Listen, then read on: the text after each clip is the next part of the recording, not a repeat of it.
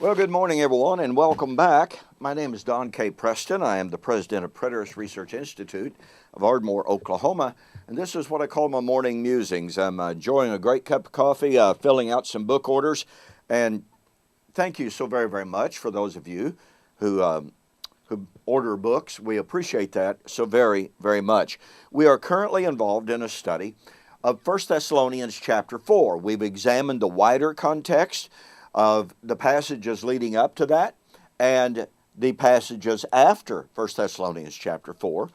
And in our last segment, we demonstrated the direct, perfect parallels between Matthew 24, 29 to 34, and 1 Thessalonians chapter 4. They are perfect in theme, they're perfect in verbal aspect, they're perfect in temporal time, that is the temporal statements. They're just absolutely perfect.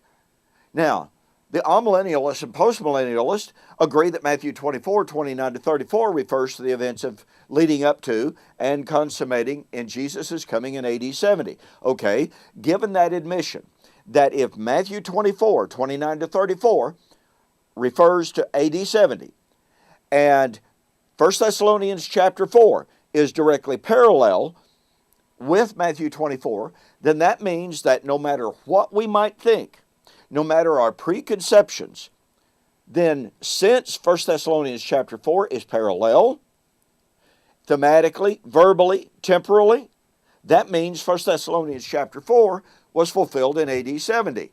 We have to bring our concepts into line with that. And you know, one of the strange things about this, one of the fascinating things to me, is how some Bible scholars can see the parallels in other aspects of Thessalonians with the Olivet Discourse and conclude that those passages refer to AD 70, but then they do not see, fail to see, or refuse to see the parallels between Matthew 24 and 1 Thessalonians 4. A prime example. My friend Gary DeMar, and I mean that when I say my friend, I have the utmost respect for Gary DeMar. I think he's an excellent scholar. He's done wonderful work. But let me point out something. Gary DeMar, when he comes to 2 Thessalonians chapter 2 and the discussion of the man of sin, adduces 9 parallels. Some of them are, in my estimation, pretty generic. But he adduces 9 parallels between 2 Thessalonians chapter 2 and Matthew chapter 24. And he concludes, since Matthew chapter 24 refers to AD 70 and those events, we must conclude 2 Thessalonians chapter 2 likewise refers to the events of AD 70. Well, guess what? Some of those parallels are not as strong. They're not as perfect. They are not as precise as the parallels between Matthew 24 and 1 Thessalonians chapter 4. So my question is, for those who would make the same argument as my good friend Gary DeMar, if 2 Thessalonians chapter 2 must refer to the events of AD 70 because of parallels, then why is 1 Thessalonians chapter 4 not AD 70 when the parallels are even more precise and more perfect? This is an incredibly important hermeneutical issue. Now I want you to know, I developed this. I examined the parallels between 2 Thessalonians chapter 2, Matthew 24. I demonstrate it is a valid hermeneutic for my friend Gary DeMar to say, yes, look at the parallels between 2 Thessalonians chapter 2 and Matthew 24. But I then examined those parallels, once again, between 1 Thessalonians 4 and Matthew 24.